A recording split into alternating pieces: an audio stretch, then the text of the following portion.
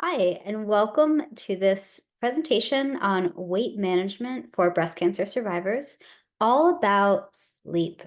Today, we're going to talk about the importance of sleep in weight management and how to get restful sleep. So, I am Jessica Cording. I'm a registered dietitian, health coach, and author. I will introduce myself in a moment and we will get into this. But I'm so excited you're here. This is a really important topic and something that many breast cancer survivors have struggled with. So, um, hope that you find this helpful. So, I'm just going to share my screen with you while I do that. Okay, so let me play this presentation. All right, technology is great when it cooperates. So, today we are talking about the role of sleep in weight management for breast cancer survivors. So, as I shared, I'm a dietitian, health coach, and author. I also happen to be a certified Pilates instructor and a Reiki practitioner, and I bring a little bit of everything to my work. I've also created a lot of content for platforms such as the Simple Habit app, a lot of different organizations, and more specifically to what we're talking about today. I've worked extensively with breast cancer survivors and those at high risk to help them improve their quality of life through diet, exercise, and other healthy lifestyle habits. It's really important that we take a comprehensive approach when we talk about weight management that incorporates mindset, nutrition, movement, hormonal considerations, sleep, stress management, and mental well being. All of these things matter. So, if you've been following along with the series, welcome. If this is your first time jumping in, this is part six of an 8-part series on weight management for breast cancer survivors. So, today we'll mostly be talking about avoiding unintentional weight gain in breast cancer survivors and facilitating healthy weight loss. But this presentation is meant to be inclusive for all breast cancer survivors and those looking to reduce their risk. So, we'll talk about the role of sleep in weight management, so why this matters. We'll also talk about some common sleep disturbances in breast cancer survivors and what causes them. We'll discuss some sleep hygiene essentials, such as nutrition for restful sleep and other lifestyle habits for restful sleep. And we'll also touch on what to do when you can't sleep, because this can be just as frustrating. All right, so how much sleep do we need? So it is recommended that adults get 7 to 9 hours of sleep per night. So if you are looking at that number and you're thinking, oh gosh, that sounds unattainable. I can't even remember the last time I got that much sleep. You've come to the right place. So, what I want you to know is that you are not alone. Sleep disturbance is one of the most common issues in breast cancer survivors. It's something that, you know, is discussed but not always well supported. So that was a huge piece of why I wanted to share this with you today. So we'll talk about nutrition and lifestyle changes to help improve your sleep quality and duration. So, this is a little recap, however, of some stuff we've already talked about in the series, because I think it's important to just keep these things in mind as we're discussing other specific topics, because there's a lot of different changes that can occur as a result of the breast cancer treatment experience. So, that do impact weight. So there's metabolic changes that are related to treatment. So changes in hormones leptin and ghrelin, which regulate hunger and appetite. Insulin resistance, inflammation, decreased activity, loss of muscle, all of these things can impact metabolism. And then, of course, hormone changes related to treatment. So, for example, medically induced menopause and or use of aromatase inhibitors, menstrual changes related to tamoxifen use, all of these things can impact metabolism. And then medication side effects. So things like fatigue, sleep disturbance, as we're talking about today, joint pain, mood changes, these different side effects that are the result of medications used in treatment can absolutely impact someone's things like their metabolic rate, um, tolerance of exercise, etc., and sleep quality, as we'll talk about. Mental health concerns, of course. So stress, trauma, these can impact how our body functions. It can impact our behavior, and it is absolutely important to be addressing these. So I wanted to dive a little bit deeper, not too deep. Our first one we go a lot deeper into this stuff, but Some of the metabolic changes related to cancer medications and chemotherapy. So, I touched on changes in glucose metabolism and insulin sensitivity. So, for example, related to certain aromatase inhibitor use and to certain chemotherapy drugs, have been shown to impact how the body metabolizes glucose. And when I say that, I mean how efficiently our body processes carbohydrate and how efficiently it goes to all the cells that utilize it. And sometimes that can result in decreased insulin sensitivity when that process is impaired. And then you'll also see sometimes changes in lipid metabolism. So this might show up on your blood work as higher cholesterol or higher triglycerides than you might be used to seeing. And this, again, is due to changes in body function as a result of some of the changes brought on by the medications.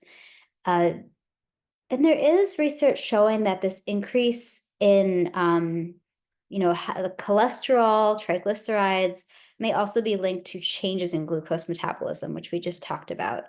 Um, both lipids, so fats and glucose, play a role in how our body makes energy and are processed in the liver. So if the liver is being impacted by different medications or stress, or changes in metabolic function, you're going to see that show up in your blood work. So also changes in the leptin level. So leptin is kind of like the satiety hormone, if you will. It's a hormone that essentially it helps you be aware of when you're full. But what can happen is that somebody can develop leptin resistance, meaning that their body is less sensitive to leptin. So that makes it harder to recognize when they're full and can be very tricky for regulating hunger levels. So if somebody has leptin resistance, they may find that they feel hungry all the time. So some studies have linked the use of certain medications like tamoxifen, raloxifene, and or aromatase inhibitors to higher leptin levels. Um, so meaning that there's more likelihood of leptin resistance going on. So just a few things to know. And I share this stuff not to bore you with the science, but more because I want you to know that these changes are not happening for no reason. It's not that you're doing something wrong. It's not in your head, that there are actually changes happening as that, so when we know what's going on, it helps us know what to address and how to take action steps to correct things and to offset some of those changes. So I wanted to start with talking about some of the general effects of chronic sleep deprivation. So the reasons that sleep is important for all humans, and we could say animals too, I'm sure. But so cognitive issues like difficulty concentrating, poor memory, if you're not sleeping well, that's one of the first things you might notice. Of course, daytime sleepiness, depression and or anxiety, hormone imbalances. So that can show up in, when we hear hormone imbalances, we often think of reproductive hormones, but this can also mean imbalances in hormones like leptin and ghrelin, which regulate our hunger. This can mean imbalances with stress hormones. So thyroid hormones or hormones related to thyroid function. So there's a lot of things, not just like estrogen, progesterone, etc. Impaired immune system function. If you're not sleeping well, you might be getting sick more, or feel like it takes longer to recover. Increased risk of conditions such as diabetes, heart disease, and obesity have all been linked to chronic sleep deprivation. Mood shifts, so finding that you are not feeling yourself, you may find that you have mood swings, that you don't feel emotions at the same degree that you're used to. This can all be signs of poor sleep for a long time. And then weight gain and weight loss also. I will say weight gain does seem to be more common, but I absolutely have seen issues with someone losing weight because they're not sleeping well. So your weight can be affected one way or the other. So, well, chronic sleep deprivation, if we're talking more specifically about breast cancer survivorship, it has been linked to changes in metabolic health that can compound the changes related to breast cancer treatment that we just talked about before, making weight management more challenging. So, some of the effects of these treatments that can also impact sleep. So, taking it a step further. So, Symptoms like hot flashes and night sweats can be disruptive to sleep. Depression and anxiety related to treatment and the cancer experience can also make it harder to sleep. And of course, the stress of treatment and survivorship, and then medication side effects. Those are more specific to breast cancer survivors. So, um, how poor sleep impacts weight and metabolism. So, what you may experience when you're sleep deprived, so imbalances in those hunger hormones, leptin and ghrelin, causing you to feel hungrier and less aware when you're full. Decreased energy or motivation to exercise or make healthy eating choices. It's much harder to make mindful food choices when you're exhausted. Food cravings for high sugar, high fat foods. Because when you're sleep deprived, your body is asking for energy. So, it sees a cookie and it's like, oh, that's a quick hit of glucose. That'll wake me up. Or high fat. Our body recognizes fat as like energy storage, right? Because it's a slower burning energy fuel. So, it's very common to experience cravings for high sugar or high fat foods because our body, it wants help getting energy. Um, and I share that because sometimes when cravings come up, there's this cultural pressure to like combat them or to appease cravings with like 100-calorie snack pack of something that doesn't taste very good, or to ignore cravings or push through them. And I think when we understand that cravings are our body's way of trying to keep us alive, that helps us respond more mindfully when those cravings do come up. So things like decreased insulin sensitivity, that is another way that poor sleep impacts metabolism, because when our cells are tired because we're not sleeping, things don't work as efficiently. So you'll see changes in glucose metabolism, like how our body processes carbohydrate. You'll see changes in how the body processes fat. So again, going back to changes in cholesterol levels or triglyceride levels, for example. Additionally, chronically poor sleep has been linked to increase in total body fat, especially visceral fat. So visceral fat is the fat tissue, and that's the one we really want to worry about the most, is the fat like around our organs. Ideally we want visceral fat to be as low as possible. Um, but in general, poor sleep has been linked to an increase in total body fat and visceral fat, and inconveniently, a decrease in muscle mass. So studies have shown that when people are sleep deprived, they are likely to be losing muscle, and muscle is good for metabolism. So it's not a thing we want to lose. And then shown to have an increase in body fat and visceral fat. And additionally, when we're not getting adequate sleep, that perpetuates a fight or flight state, that stress response that can really block weight loss. So, for example, when you're in that heightened state, because if you are sleep deprived, your body is under stress.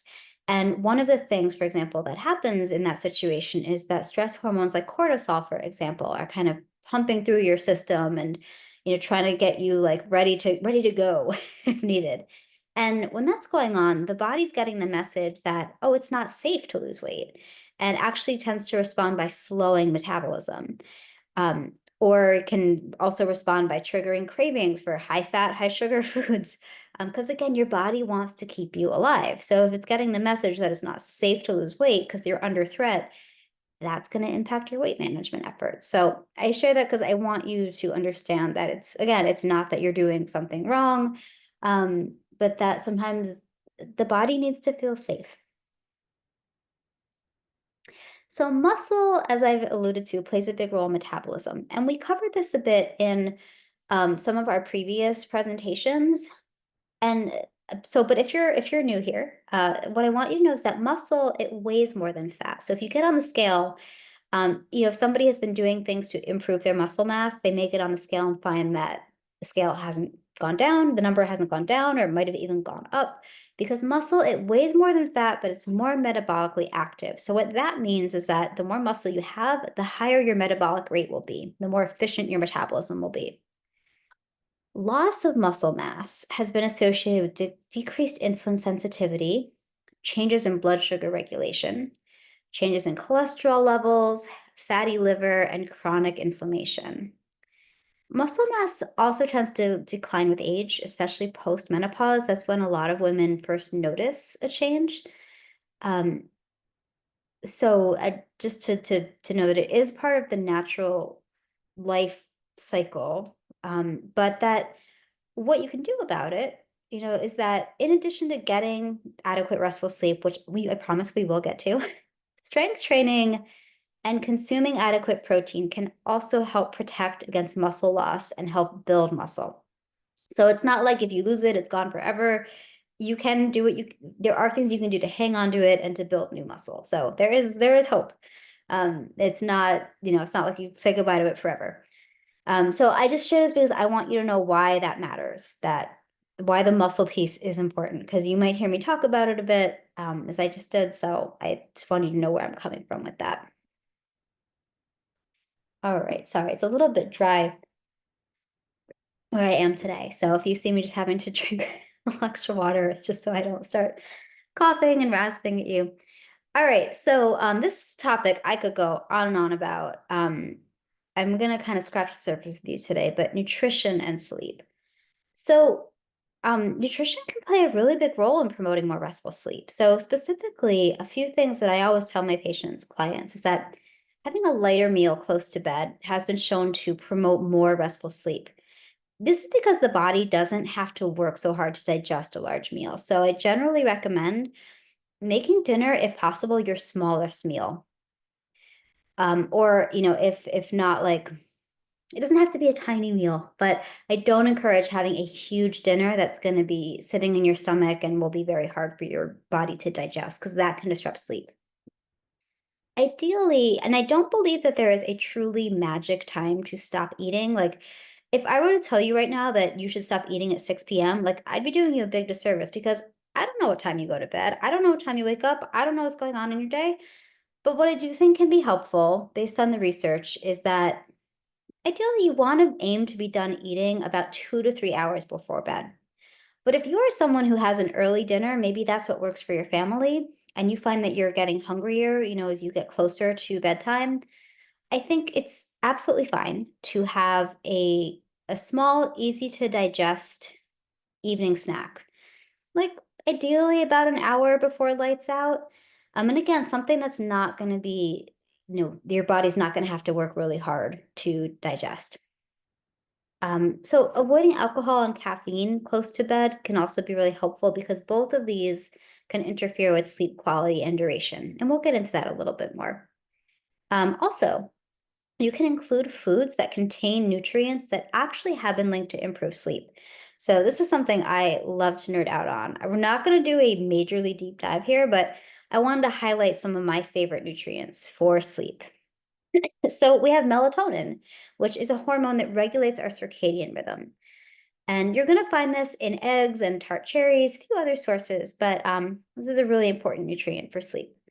So tryptophan, you might be familiar with hearing about tryptophan in the context of, say, like, conversations about falling asleep on the couch after Thanksgiving dinner, but it's not just in turkey. You're also going to find it in other animal proteins, dairy products. You're going to find it a little bit in chickpeas and oats and honey as well.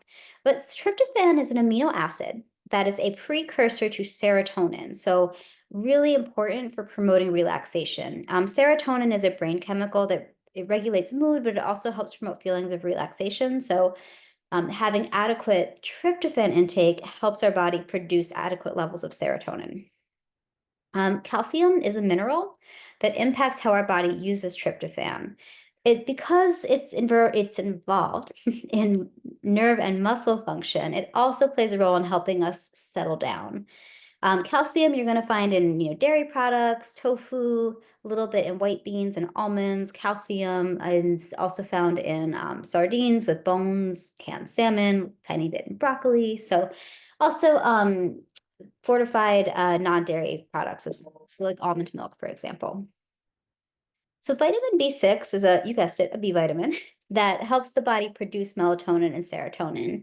And you'll find B6 in a wide variety of foods. Just a few I'm going to call out right now are bananas and avocados and oats, like just to name a few, but it's very widely available. Potassium. So this one is also a mineral that's involved in muscle and nerve function. Specifically, potassium has been shown to be helpful for alleviating muscle cramps and twitching. So, if you are prone to restless legs at nighttime or have like muscle aches, making sure that you're eating potassium rich foods like avocado, banana, kiwi, leafy greens, tomatoes, sweet potatoes, winter squash. That's just, dairy products. Those are all things that are good sources of potassium to help soothe the muscles. Also good for bloating. Magnesium, again, a mineral involved in muscle and nerve function, but it's also been shown to play a role in blood pressure and blood sugar, both of which can play a role in sleep quality. It's also thought to counteract the effects of stress hormone cortisol. So, this is a really good one if you have a lot of stress in your life. This is one of my favorite minerals, which I realize as I'm talking is a very nerdy thing to say. But magnesium rich foods I want to call out, so leafy greens, poultry, certain whole grains, and actually chocolate, dark chocolate specifically. So, um, for if you're super, super caffeine sensitive, that might be a case for avoiding the chocolate at night. But if you are someone who tolerates it fine on a caffeine level, this is why I'm not against a little bit of chocolate here and there or adding cocoa powder to something. So then, and also nuts and seeds are good sources of magnesium as well.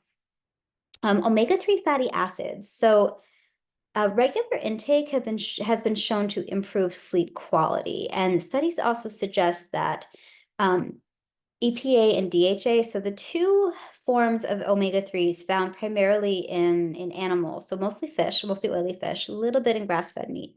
But we do recommend limiting red meat when we're talking about survivorship. So anyway, EPA and DHA, it's been suggested through studies that they help with regulating serotonin, which can help improve our sleep duration, so how long we're sleeping. DHA specifically has also been linked to melatonin production. So again, you're mostly going to find this in oily fish. There are plant-based forms of omega-3s. So ALA is the type that you're going to find in chia seeds and ground flax and walnuts, a little bit in almonds.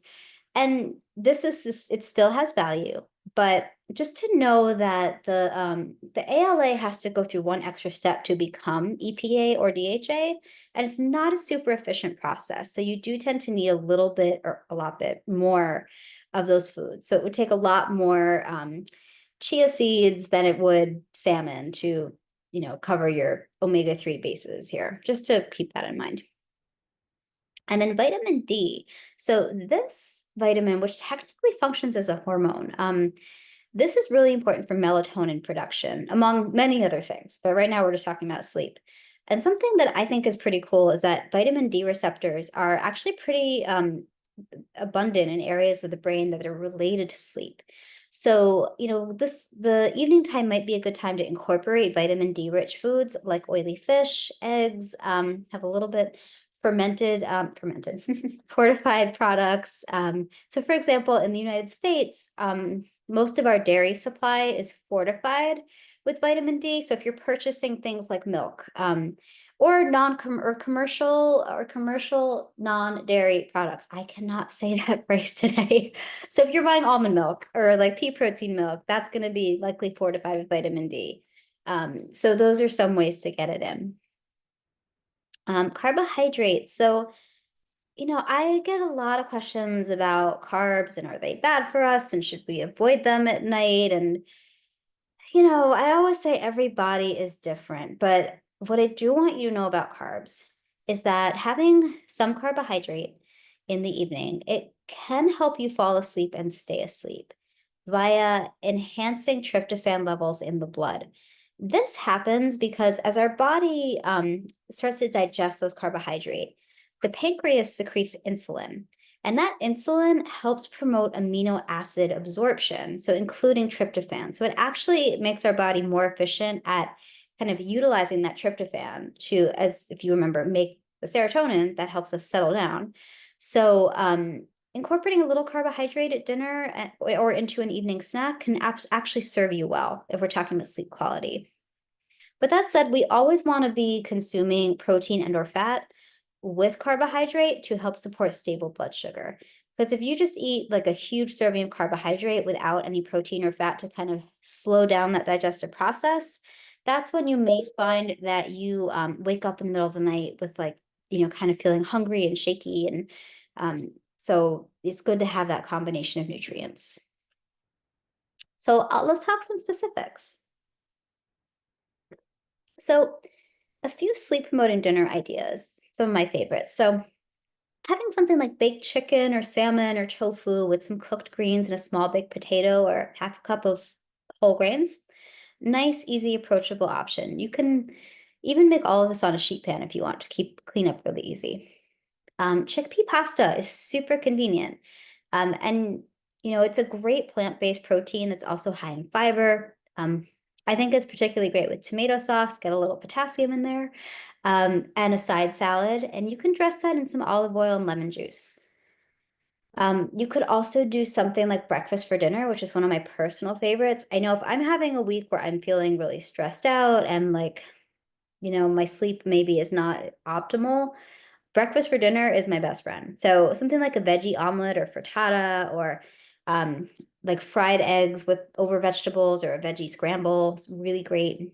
You could serve that with whole grain toast or roasted potato for some healthy carbs.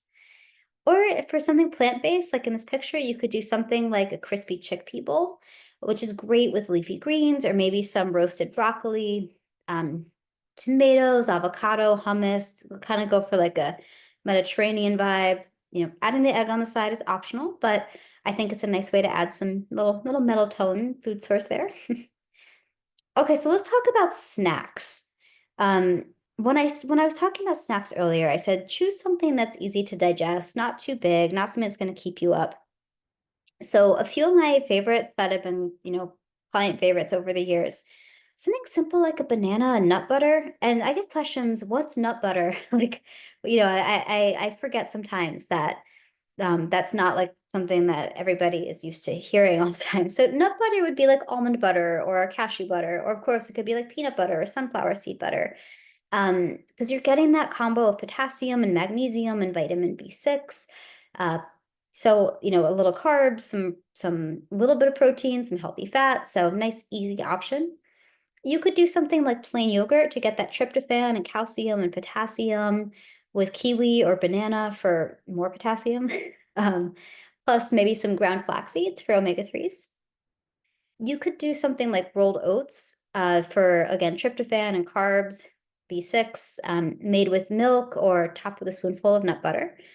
I know that oatmeal as a snack might sound kind of weird, but don't knock it till you tried it. If you think about it this way, if we're taught, like sometimes I think that people are conditioned to look at snacks as like things that come in a package or things that, like are like fruit and nuts, and that's kind of it. But I think it's really about the combo of nutrients we're having. And a bowl of oats, like some for my people out there who are like, well, what about calories? Like, what's that? Like a banana with nut butter, you're looking at like anywhere from like 200, maybe 250 for the combo, or maybe that's probably about right. But if you're doing oats, if you're making them with milk, that could be around like 150-ish, maybe 200. If you're adding a spoonful of nut butter, that could be another 50 or 100. We're not going to do too much calorie math, but I just want you to know they're really similar. So, choose your own adventure, but I just wanted to share some options.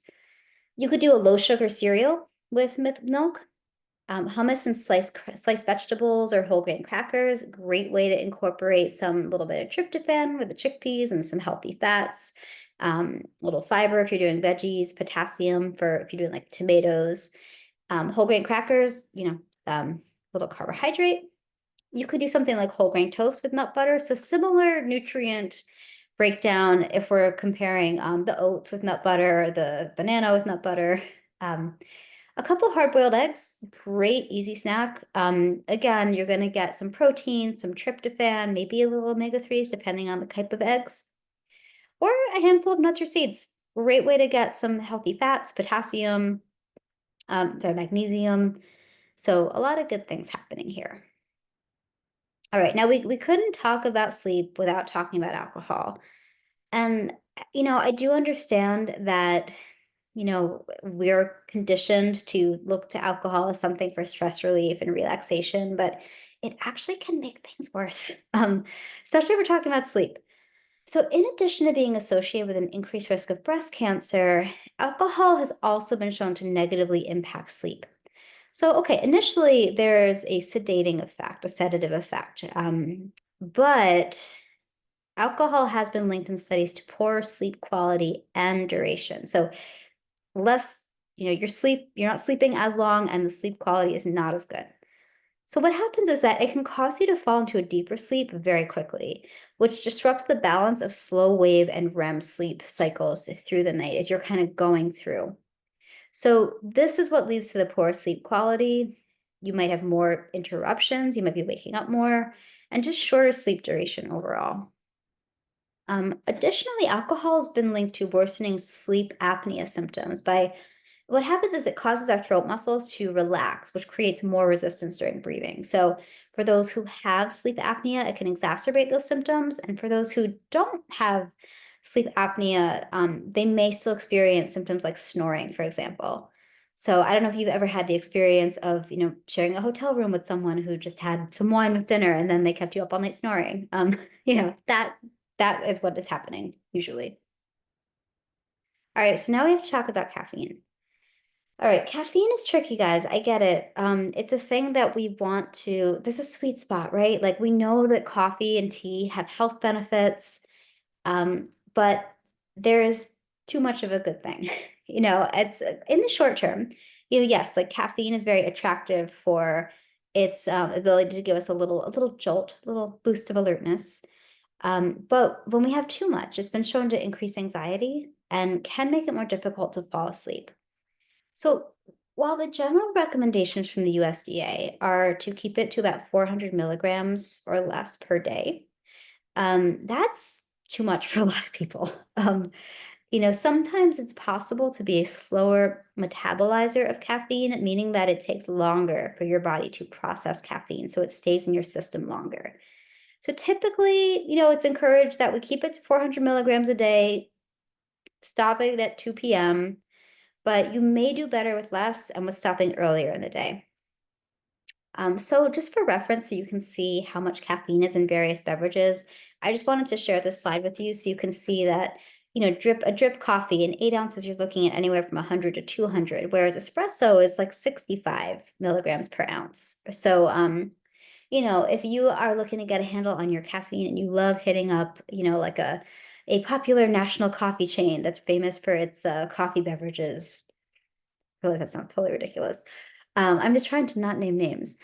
So if you know they brew a strong cup of coffee, you might actually do better having an espresso based drink, say like an Americano versus a drip a brewed coffee, because you'll be getting less than half the caffeine content that you would and a very similar flavor experience. So just something to keep in mind. And then black tea, green tea have less caffeine than coffee. Matcha tea's got a little bit more than regular green tea just because it's ground up green tea leaves, so a bit more concentrated. I happen to love matcha because it is not as jitter inducing as coffee. And a lot of that can be attributed to an amino acid called L-theanine, which is a compound that helps promote focus and concentration and alertness, yet is very relaxing at the same time. So it's like you get some of the perks of coffee without the jitters and the crash. And just to be aware, if you're a very caffeine sensitive person, decaf coffee and tea do still have a tiny bit of caffeine. So just, you know your body best, but pay attention to how different types of caffeinated beverages affect you and your sleep. I'm not going to go too deep into sleep supplements because we could go down the rabbit hole for like 2 hours on this topic. But some common ones that you might see are melatonin. And I just say with melatonin, like this one is probably the most improperly used sleep supplement out there. Something I have found in practice is that many people take high doses of melatonin for very long periods of time, and we'll say, "Oh, but it doesn't work." And with melatonin, this is one ideally you want to take small doses for a short period of time to help establish a sleep cycle, such as if you've been traveling across time zones or you've been out of your routine for a bit and are trying to reestablish a consistent sleep cycle. Um, Other ones, though, that you might see talked about, so magnesium, usually magnesium glycinate, L-threonate, or citrate are the ones most commonly recommended for sleep. L-theanine, which I just mentioned, this is an amino acid with relaxation benefits. GABA, which is a mood regulating brain chemical. So it is available in supplemental form. So sometimes you will see GABA used to help promote relaxation. Tart cherry is also becoming more common. It's so tart cherries themselves are food sources of melatonin, and tart cherry extract and tart cherry supplements have been used to help support higher levels of melatonin. Also seem to play a role in decreasing inflammation. So sometimes you'll see sleep supplements that have tart cherry added to them, or you'll see tart cherry recommended specifically for sleep. And then calcium, because again, it's helpful for kind of soothing muscle and nerve function. You might see this recommended that you take your calcium supplement in the evening. And I didn't put them on here, but sometimes potassium will also be recommended at bedtime, depending if you have any symptoms like twitching or things or cramping. Again, I didn't put this one here, but you might want to take your vitamin D supplement with dinner if you are dealing with some sleep disturbance. But always, always, always talk to your doctor before starting a supplement.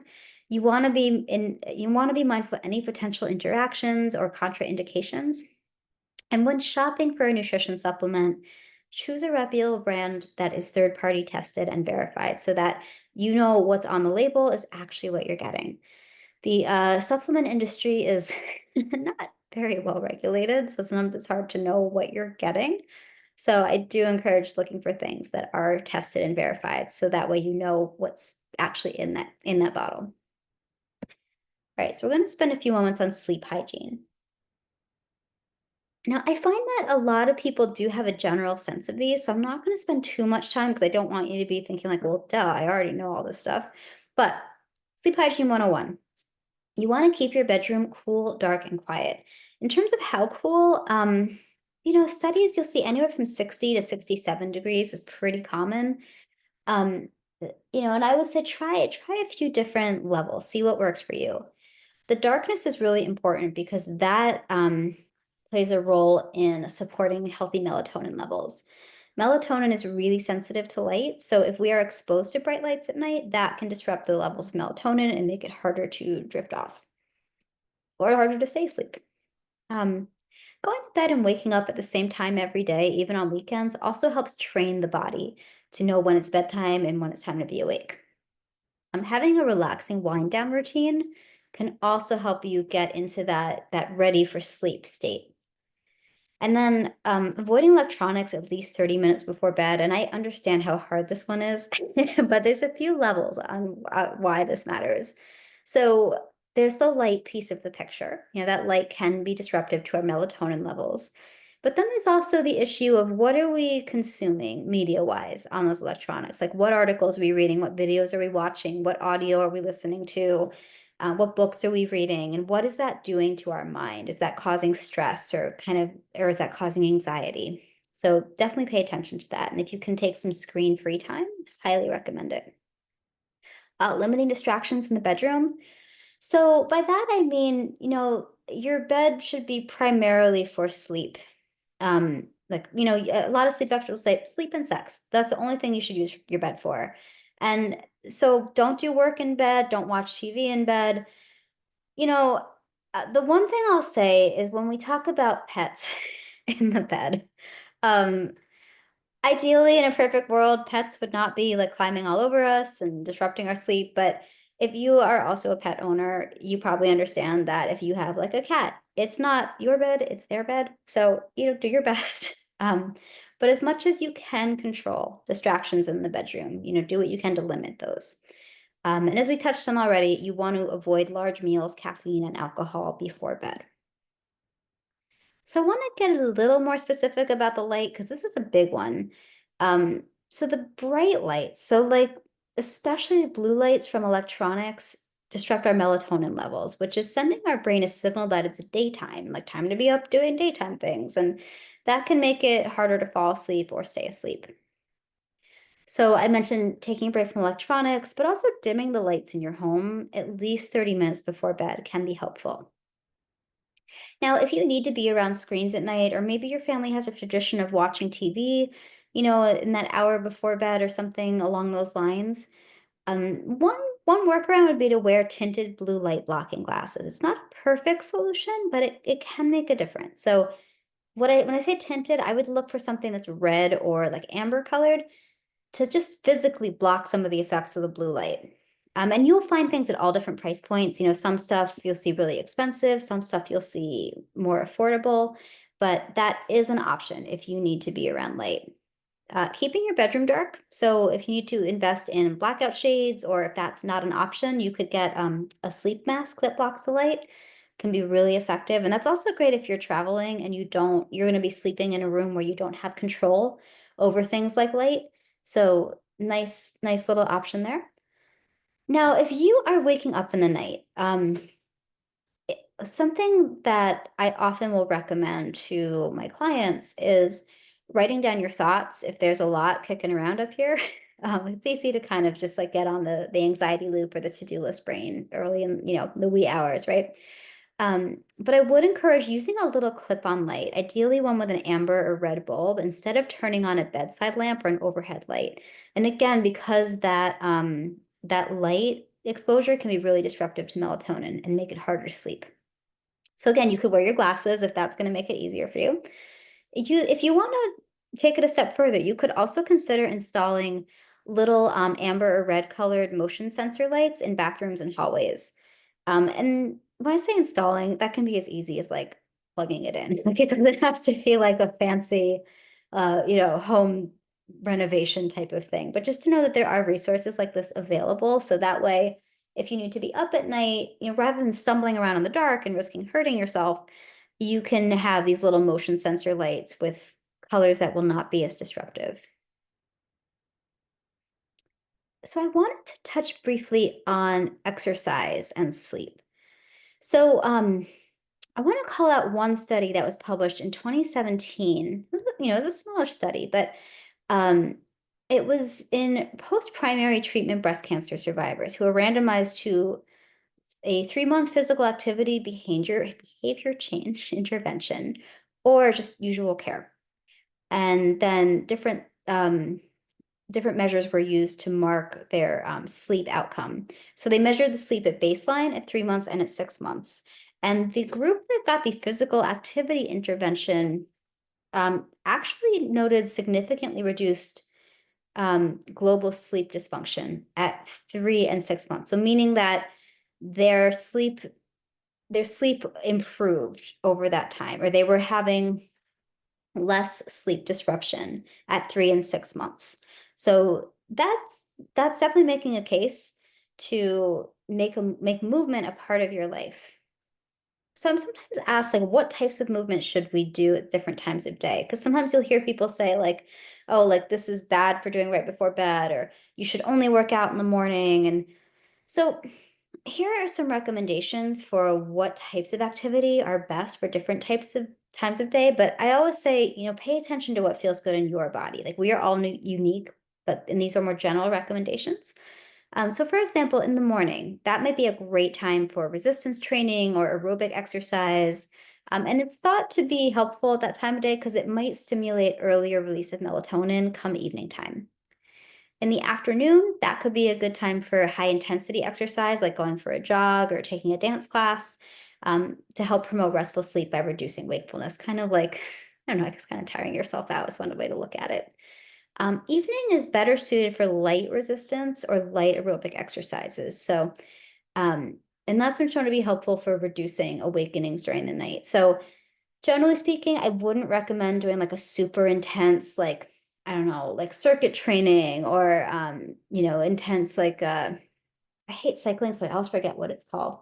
But like those really like soul cycle type of like, intense bike rides or things along those lines. Like if evening is your only time to exercise, like maybe, you have little kids or you're a caregiver for a relative, and the only time that you have for yourself to exercise is like 9 p.m., like the most important thing is that you do some exercise. It's good for the mind and the body.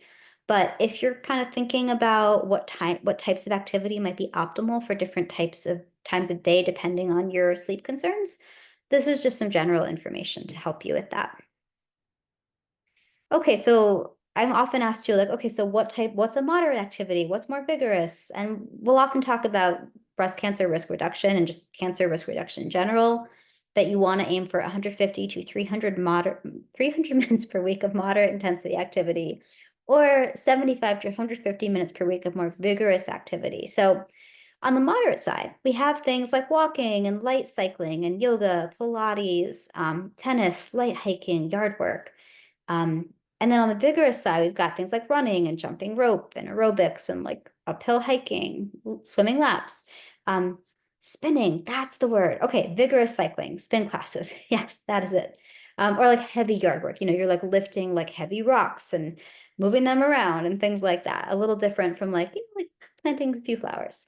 Um, all of that said, most important thing is just to be physically active in the first place and just prioritize movement that works for your body and your lifestyle right now.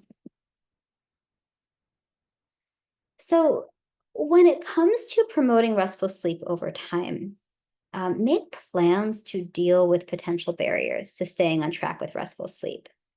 Knowing where you're most likely to struggle gives you some clues as to what to focus on and helps you stay on track.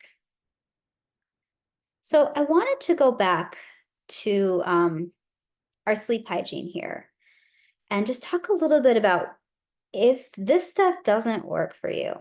Because we're all going to have those nights where, for whatever reason, it's just feeling really challenging. So if you say fall asleep just fine, but then you're up in the night and you start to get stressed out, it's very common to just pick up the phone and start scrolling, or to look at the clock and be like, oh, well, it's 3 o'clock now. If I get back to bed a few minutes, I'll get this many hours of sleep. And then you look at the clock at 4 o'clock, and then the math continues and keeps you awake. I would say don't look at the clock, because between the light and the math, not going to help you. Definitely don't look at the phone, because again, the light, what are, the things that we're looking at on our phone, what kinds of mental experience is that going to trigger for us? Something I've found incredibly useful for my patients and clients over the years, and something that I actually do myself, is to write down any thoughts that come up in the night. So again, if you've got that to-do list brain going on, or you're having anxiety about something, there are studies that show that when we write these things down, it sort of offloads it. So our brain is kind of getting the message that, again, because our brain wants to help keep us alive, that if we write it down, that information is in a place where we can access it. We don't need to hang on to it and remember it in the moment. So that can really help you settle down.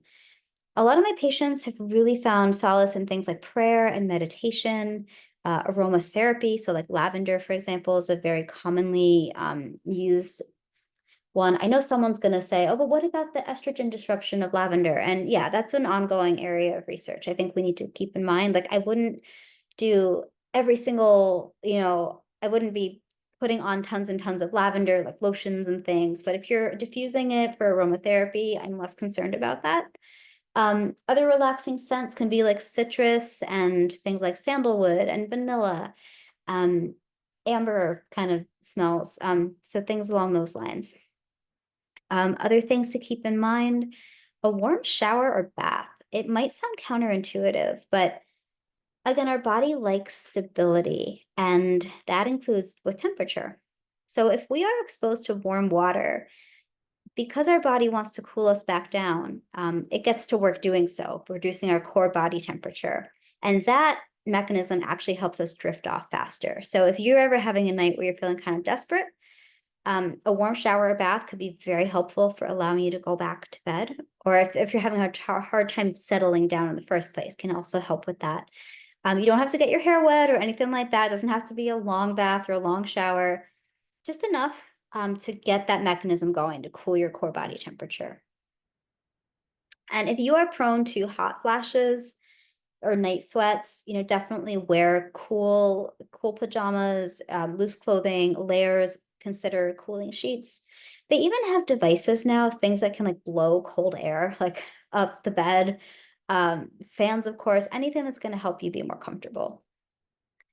So, yeah, I just wanted to make sure that I gave you a few things, just if you're having a difficult time sleeping or getting back to sleep, just so you have a few things to turn to. Another thing that sleep experts will often recommend is that if you find that if you lay in bed too long, you start to get frustrated and you're tossing and you're turning and just getting really frustrated and like screaming and punching pillows, like I've been known to do, um, get out of bed.